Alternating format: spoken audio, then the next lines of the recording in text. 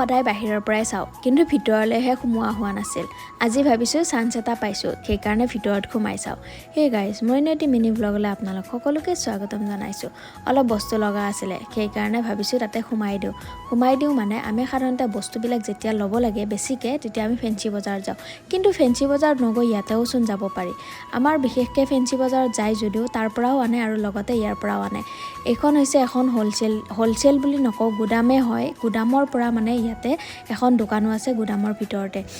ইমান ডাঙৰ গুদামবিলাক আছে, চব আলু, পিঁয়াজ, নহৰু আৰু বহুত বস্তুবিলাকৰে গুদাম একদম পূৰা নাম্বাৰিং কৰাকৈ আছে।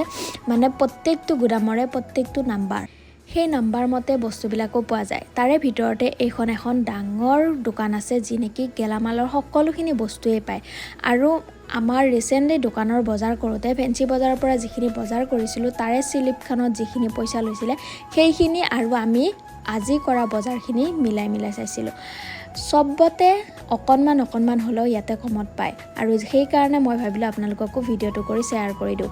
এয়া হৈছে চেকপোষ্টৰ অভাৰব্ৰিজখনৰ ছাইডতে লাগি থকা কেইটামান গুদাম আৰু ইয়াতে খুব কম দামত আৰু লগতে ওচৰতে যিখিনি আমাৰ এইটো ছাইডৰ হয় দৰং বা কামৰূপৰ, তেতিয়াহ'লে ইয়াতে যোৱাটোৱে বেছি ভাল বুলি ভাবোঁ। আৰু এটা সুবিধা হ'ল আমি ক'তো জামত পৰি ক'ৰবাত গাড়ী পাৰ্কিং কৰি তেনেকৈ যাব নালাগে। এইফালে দেখিছেনে গুৱাহাটী যোৱা, আৰু আমি আহিছোঁ চাংচাৰিৰ ফালে, মানে আমি ঘৰলৈ যাব আহিছোঁ। আৰু এয়া হৈছে চাংচাৰি আৰু সৌৱা দেখিছেনে অভাৰব্ৰিজখন, আৰু তাৰে ছাইডতে ঘৰকেইটা যে আছে তাৰে ভিতৰতে গোটেই গুদামবিলাক আছে।